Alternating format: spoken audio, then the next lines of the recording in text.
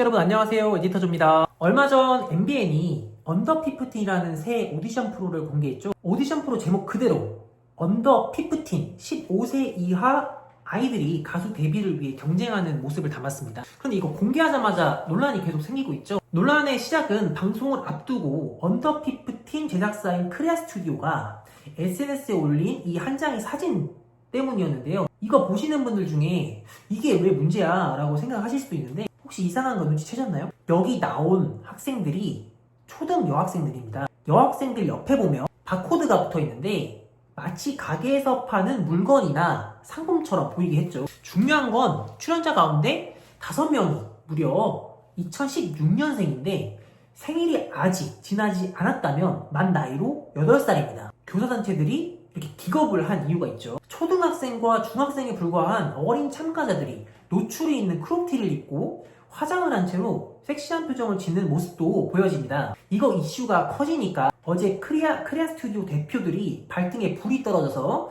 마포의 한 호텔을 빌려서 긴급 기자회견을 열었는데요. 해명을 보니까 조금 이상합니다. 제작사 대표 말로는 학생증을 모티브로 바코드를 사진에 넣었다는데 대부분의 한국 초등학교들은 학생증을 발급하지 않습니다. 중학교부터 발행하죠. 거짓말을 하고 있는 겁니다. 8살에 학생증이 필요한 이유가 없잖아요. 거짓말은 여기서 끝나지 않습니다. 크레아 스튜디오 대표 서혜진 씨는 방심위가 사전 검토에 문제 없다고 판단했다고 어제 긴급 기자회견에서 말을 했는데, 방심위가 어제 이제 밝힌 공식 입장에 따르면 방심위는 사전 검토한 적이 없다라고 하면서 공개적으로 강력 항의를 표출했습니다. 그리고 이 제작사 유튜브 채널에 제가 좀 들어가 보니까 방송 샘플이 이제 몇 개 좀 공개된 게 있는데 몇 개 없긴 한데 유독 그 언더 15 영상들은 댓글창을 다 막아놨습니다. 다른 건 댓글창이 좀 열려있는데 말이죠. 이렇게요. 자, 그럼 이 제작사 대표들은 왜 비싼 마포 호텔까지 급하게 빌려가면서 긴급 기자회견을 열었을까요? 한 분은 기자회견에서 이렇게 눈물쇼도 보여줬는데요. 이거 어디서 좀 많이 봤던 거죠? 네, 누가 생각나지만 말하지 않겠습니다. 이분들 왜 이렇게 과잉 행동을 할까 좀 생각을 해보면 이 오디션 프로는 MBN에서 방영만 할 뿐이고 모든 제작비를 이 크레아 스튜디오라는 곳에서 자금을 냈기 때문입니다. 즉 방송을 못하게 되면 대표 2명 서혜진 씨, 황인영 씨가 막대한 빚더미에 오를 수 있게 되는 겁니다. 그렇기 때문에 눈물쇼를 해서라도 목숨 걸고 방송은 하려고 하는 겁니다. 출연 연예인을 보면 대성도 있고 산다라박도 있고 제작비가 좀 많이 들어갔을 것 같아요. 저는 이 오디션 프로 언더 15이 방송이 취소되거나 방송이 만약 된다고 하더라도 방송 도중에 방심위 제재를 받고 폐방되지 않을까라고 조심스럽게 좀 추측을 해봅니다. 그 근거는 3가지인데요. 먼저 MBN은 급할 게 없습니다. 이 오디션 프로는 MBN이 돈을 들여서 만든 게 아닙니다. MBN은 아프리카 TV처럼 방송을 송출해주는 어떤 플랫폼의 개념인 거고요. 돈 들여서 실제로 이 오디션 프로를 제작한 건 크레아 스튜디오 서혜진 씨, 황인영 씨 2사람입니다. 굳이 비유를 하자면 MBN은 아프리카 TV, 크레아 스튜디오는 아프리카 TV BJ인 겁니다. 그 엑셀방에 굉장히 논란이 많아서 뭐 세무조사 같은 것도 있어 그러지 않았습니까? 이게 그런 것과 굉장히 좀 비슷하다라고 저는 좀 생각을 합니다. MBN 입장을 보겠습니다. MBN의 의도가 보여지죠. 워딩을 전면 재검토라는 워딩을 사용했습니다. MBN 입장에서는 굳이 아동 성상품화 논란인 방송을 키는 것보다는 그냥 방송을 안 트는 게 낫다고 생각을 할 겁니다. MBN은 방송 송출하지 않아도 손해볼 게 없습니다. 들어간 게 거의 없기 때문이죠. 그리고 한국에서 아동 성상품화 논란이 되면 높은 확률로 사라집니다. 기억하시는 분들이 이제 있을지는 모르겠는데 옛날에 그 베스킨라빈스가 여기 띄워드리겠습니다.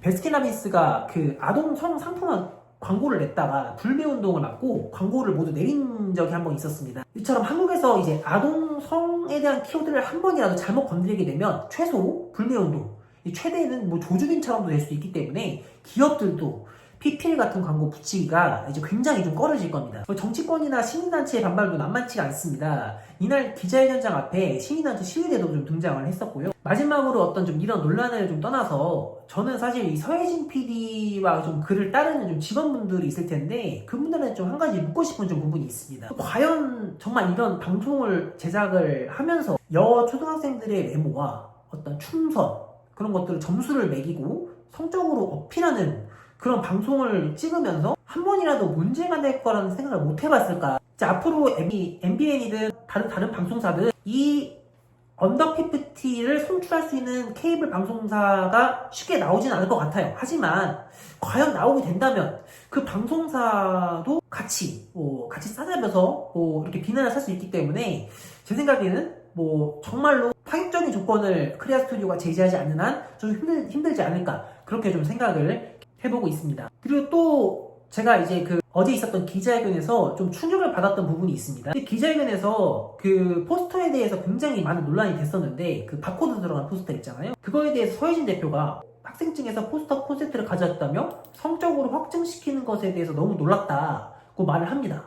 그러면서 포스터를 제작한 디자이너가 30대 여성이라고 밝히면서 미디어 관련 종사자들의 성인지 감수성이 바닥일 것이라고 생각하는 미디어 여성 노동자를 낮게 보시는 것이라고 생각한다고 지적을 했는데, 보통 이런 경우 이 정도의 논란이 발생됐을 경우에는 보통은 사과를 하거나 재발 방지에 대한 부분을 약속하는 게 일반적인데, 이렇게 그 디자이너가 30대 여성이하든 30대 남성이하든 사실 그게 솔직히 저는 중요한 부분이 아니라고 저는 생각을 하거든요. 중요한 부분은 이 학생들이 나온 그 포스터, 그 홍보 이미지에서 그 옆에 바코드가 들어갔다, 바코드 사진이 들어갔고 마치 상품처럼 묘사된 부분에 대한 것이지, 이것을 제작한 사람이 30대 여성이라고 해서 이 사건의 본질이 달라지느냐, 저는 솔직히 그거는 아니라고 생각을 합니다. 결론적으로 좀 보면 크리아 스튜디오 이 서혜진 대표님은 SBS 스타킹 같은 프로도 제작한 PD고 제가 봤을 때는 능력이 있는 사람인 거는 맞습니다. 하지만 이번 이슈는 제가 봤을 때는 OTT로 한번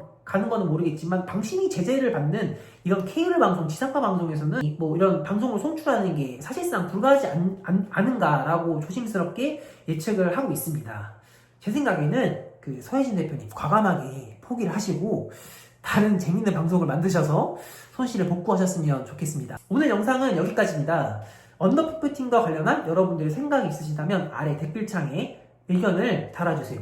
시청해주셔서 감사합니다.